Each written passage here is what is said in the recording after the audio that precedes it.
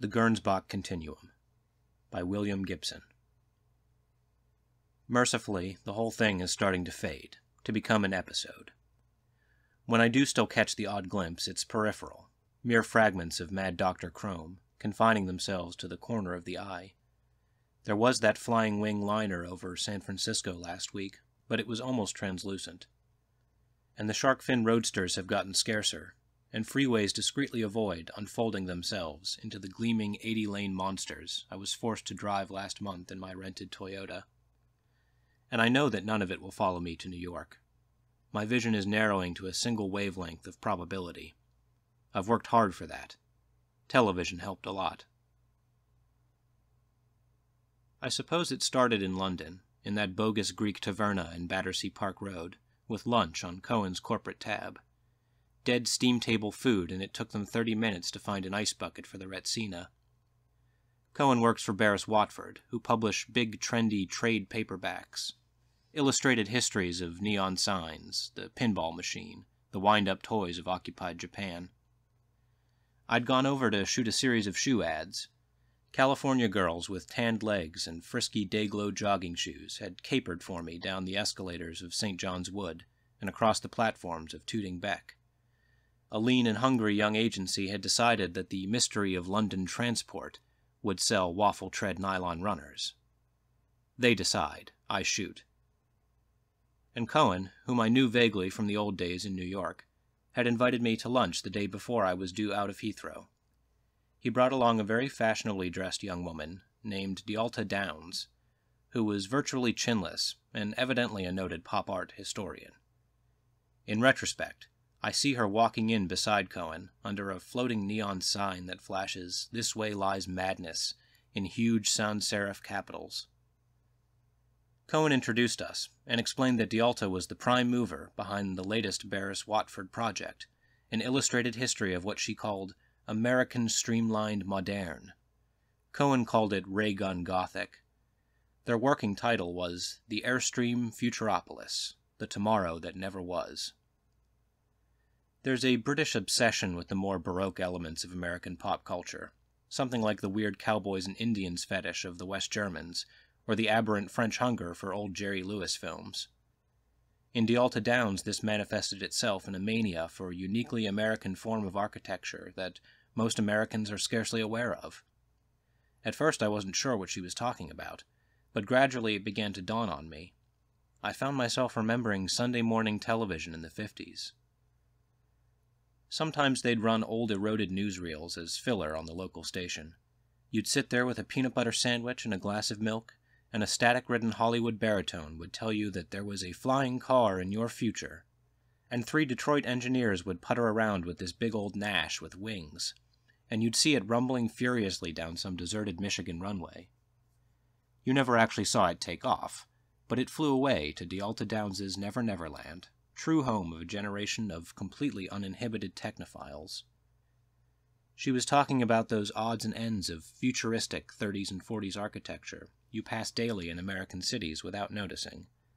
The movie marquees ribbed to radiate some mysterious energy, the dime stores faced with fluted aluminum, the chrome tube chairs gathering dust in the lobbies of transient hotels. She saw these things as segments of a dream world, abandoned in the uncaring present. She wanted me to photograph them for her. The 30s had seen the first generation of American industrial designers. Until the 30s, all pencil sharpeners had looked like pencil sharpeners. Your basic Victorian mechanism, perhaps with a curly cue of decorative trim. After the advent of the designers, some pencil sharpeners looked as though they'd been put together in wind tunnels. For the most part, the change was only skin deep. Under the streamlined chrome shell, you'd find the same Victorian mechanism, which made a certain kind of sense, because the most successful American designers had been recruited from the ranks of Broadway theater designers. It was all a stage set, a series of elaborate props for playing at living in the future. Over coffee, Cohen produced a fat manila envelope full of glossies. I saw the winged statues that guard the Hoover Dam, 40-foot concrete hood ornaments leaning steadfastly into an imaginary hurricane. I saw a dozen shots of Frank Lloyd Wright's Johnson's Wax Building, juxtaposed with the covers of old Amazing Stories pulps by an artist named Frank R. Paul. The employees of Johnson's Wax must have felt as though they were walking into one of Paul's spray paint pulp utopias. Wright's building looked as though it had been designed for people who wore white togas and lucite sandals. I hesitated over one sketch of a particularly grandiose prop-driven airliner, all wing, like a fat symmetrical boomerang with windows in unlikely places. Labeled arrows indicated the locations of the Grand Ballroom and 2 squash courts. It was dated 1936. This thing couldn't have flown. I looked at the Alta Downs. Oh, no, quite impossible, even with those 12 giant props. But they loved the look, don't you see? New York to London in less than 2 days, first-class dining rooms, private cabins, sun decks, dancing to jazz in the evening. The designers were populists, you see. They were trying to give the public what it wanted. What the public wanted was the future. I'd been in Burbank for 3 days, trying to suffuse a really dull-looking rocker with charisma, when I got the package from Cohen. It is possible to photograph what isn't there. It's damned hard to do, and consequently a very marketable talent. While I'm not bad at it, I'm not exactly the best either, and this poor guy strained my Nikon's credibility. I got out, depressed because I do like to do a good job, but not totally depressed, because I did make sure I'd gotten the check for the job, and I decided to restore myself with the sublime artiness of the Barris Watford assignment. Cohen had sent me some books on 30s design, more photos of streamlined buildings, and a list of D'Alta Downs' 50 favorite examples of the style in California. Architectural photography can involve a lot of waiting. The building becomes a kind of sundial, while you wait for a shadow to crawl away from a detail you want, or for the mass and balance of the structure to reveal itself in a certain way. While I was waiting, I thought myself in D'Alta Downs' America. When I isolated a few of the factory buildings on the ground glass of the Hasselblad, they came across with a kind of sinister totalitarian dignity, like the stadiums Albert Speer had built for Hitler.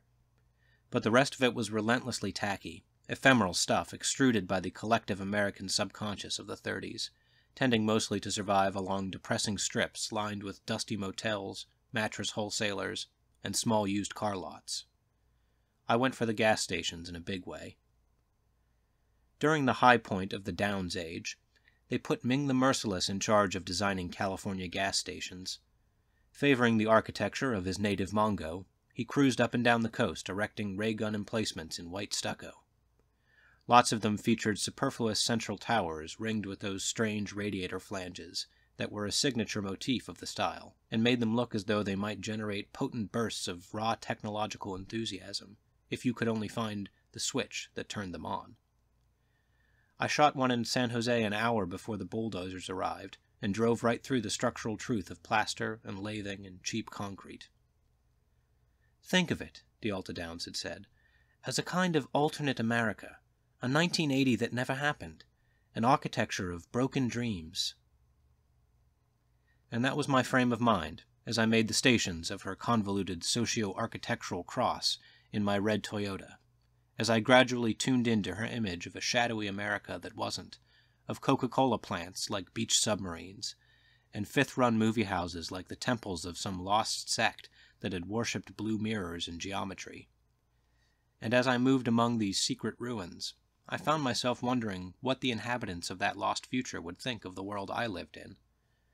The 30s dreamed a white marble and slipstream chrome, immortal crystal and burnished bronze, but the rockets on the covers of the Gernsback pulps had fallen on London in the dead of night, screaming. After the war, everyone had a car, no wings for it, and the promised superhighway to drive it down, so that the sky itself darkened, and the fumes ate the marble and pitted the miracle crystal. And one day, on the outskirts of Bolinas, when I was setting up to shoot a particularly lavish example of Ming's martial architecture, I penetrated a fine membrane, a membrane of probability. Ever so gently, I went over the edge, and looked up to see a 12-engine thing, like a bloated boomerang, all wing, thrumming its way east with an elephantine grace, so low that I could count the rivets in its dull silver skin, and hear, maybe, the echo of jazz. I took it to Kine. Merv Kine, freelance journalist with an extensive line in Texas pterodactyls, redneck UFO contactees, Bush League Loch Ness monsters, and the top 10 conspiracy theories in the lunar reaches of the American mass mind. "It's good," said Kine, polishing his yellow Polaroid shooting glasses on the hem of his Hawaiian shirt. "But it's not mental. Lacks the true quill." "But I saw it, Mervyn." We were seated poolside in brilliant Arizona sunlight. He was in Tucson waiting for a group of retired Las Vegas civil servants, whose leader received messages from them on her microwave oven. I'd driven all night and was feeling it. "Of course you did. Of course you saw it. You've read my stuff. Haven't you grasped my blanket solution to the UFO problem? It's simple, plain and country simple. People," he settled the glasses carefully on his long hawk nose, and fixed me with his best basilisk glare, "see things. People see things. Nothing's there, but people see them anyway. Because they need to, probably. You've read Jung. You should know the score. In your case, it's so obvious. You admit you were thinking about this crackpot architecture, having fantasies. Look, I'm sure you've taken your share of drugs, right? How many people survived the 60s in California without having the odd hallucination? All those nights when you discovered that the whole armies of Disney technicians had been employed to weave animated holograms of Egyptian hieroglyphs into the fabric of your jeans, say. Or the time when... But it wasn't like that. Of course not. It wasn't like that at all. It was in a setting of clear reality, right? Everything normal. And then there's the monster, the mandala, the neon cigar. In your case, a giant Tom Swift airplane. It happens all the time. You aren't even crazy. You know that, don't you?" He fished a beer out of the battered foam cooler beside his deck chair. "Last week I was in Virginia, Grayson County. I interviewed a 16-year-old girl who'd been assaulted by a bear-head." "A what?" "A bear-head. The severed head of a bear.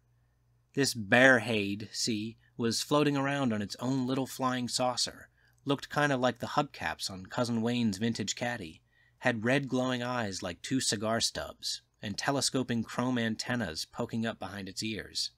He burped. "It assaulted her? How?"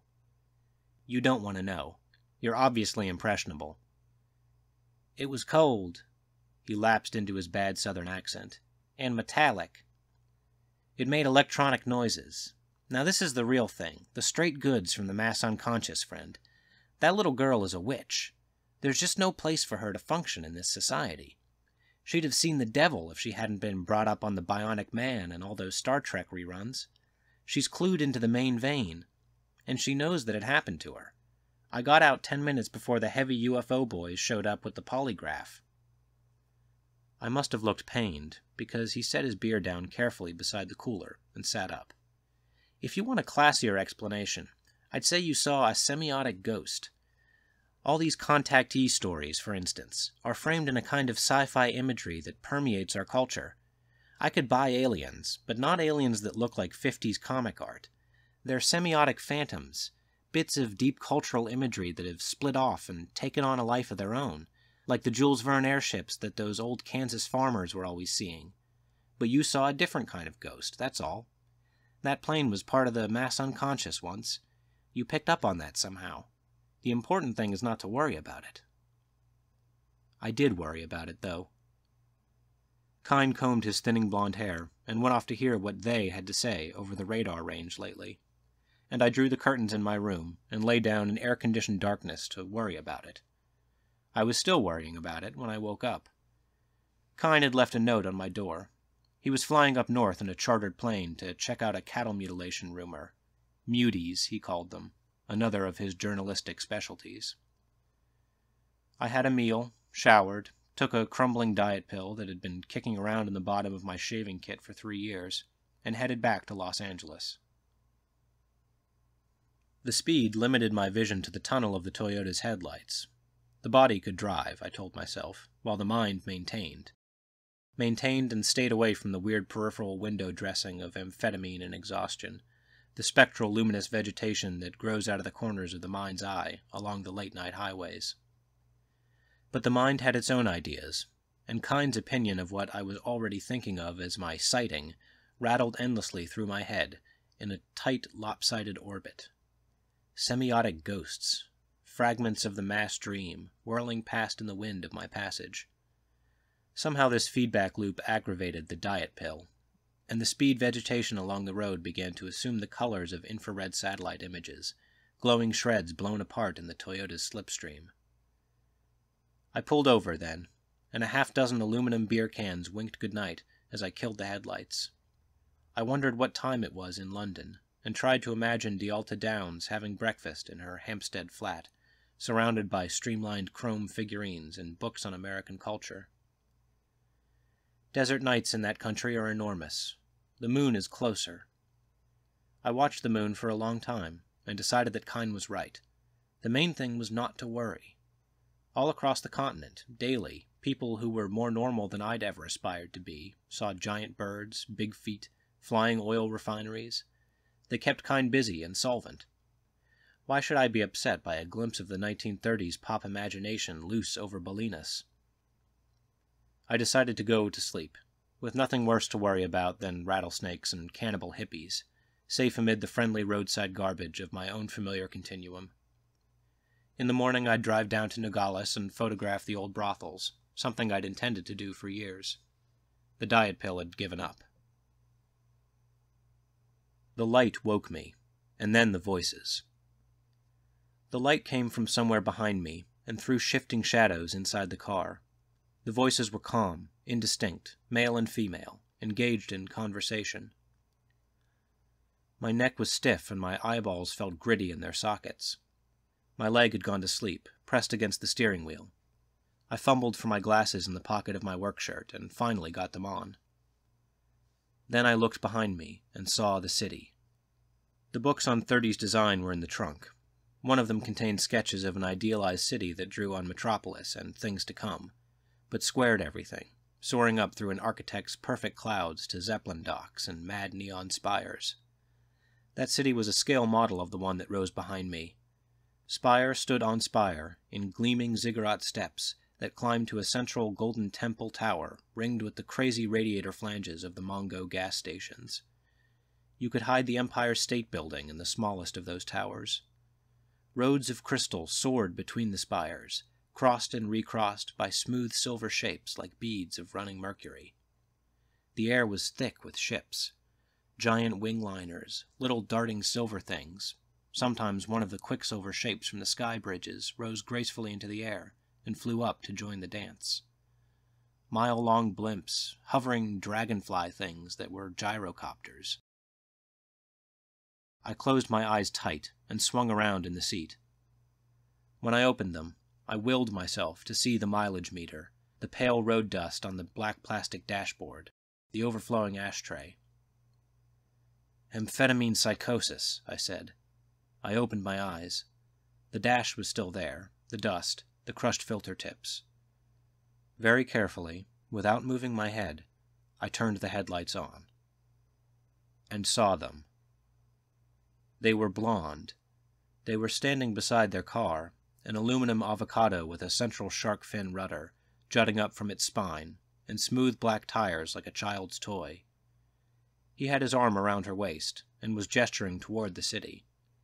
They were both in white, loose clothing, bare legs, spotless white sun shoes. Neither of them seemed aware of the beams of my headlights.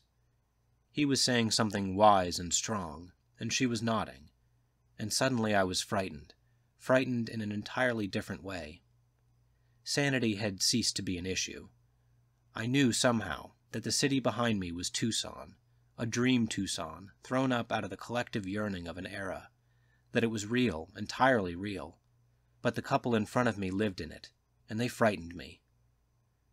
They were the children of D'Alta Downs' 80 that wasn't. They were the heirs to the dream. They were white, blonde, and they probably had blue eyes. They were American.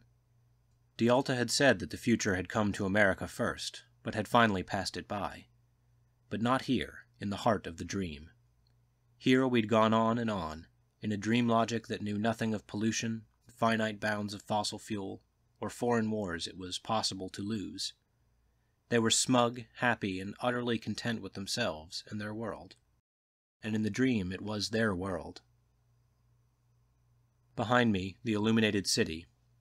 Searchlights swept the sky for the sheer joy of it. I imagined them thronging the plaza of white marble, orderly and alert, their bright eyes shining with enthusiasm for their floodlit avenues and silver cars. It had all the sinister fruitiness of Hitler Youth propaganda. I put the car in gear and drove forward slowly until the bumper was within 3 feet of them. They still hadn't seen me. I rolled the window down and listened to what the man was saying. His words were bright and hollow as the pitch in some Chamber of Commerce brochure, and I knew that he believed in them absolutely. "John," I heard the woman say, "we've forgotten to take our food pills."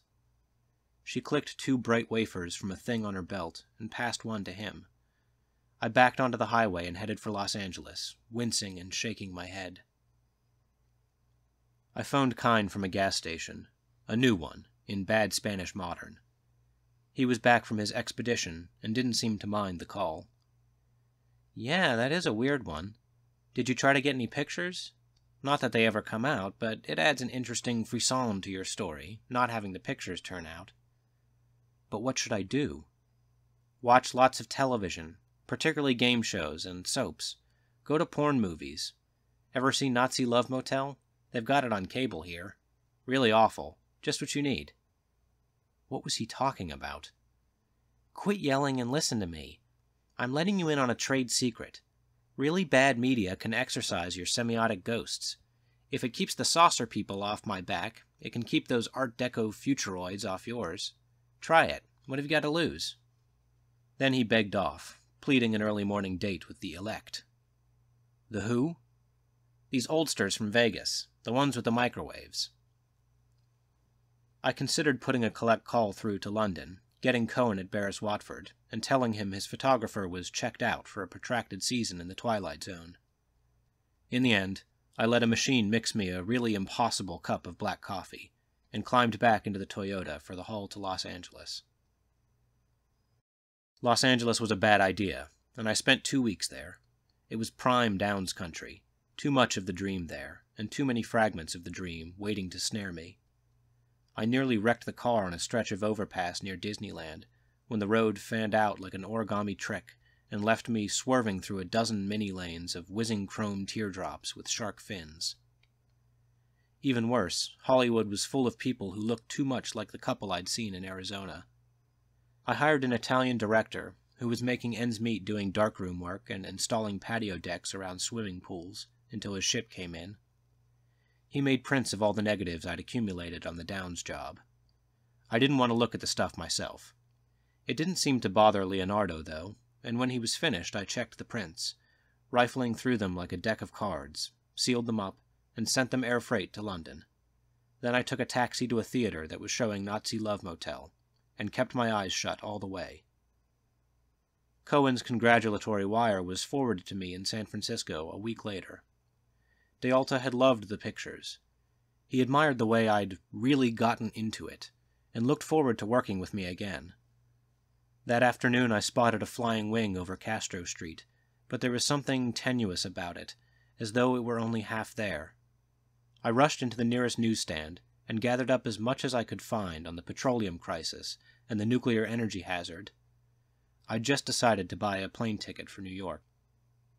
"Hell of a world we live in, huh?" The proprietor was a thin black man with bad teeth and an obvious wig. I nodded, fishing in my jeans for change, anxious to find a park bench where I could submerge myself in hard evidence of the human near-dystopia we live in. "But it could be worse, huh?" "That's right," I said. "Or even worse, it could be perfect." He watched me as I headed down the street with my little bundle of condensed catastrophe.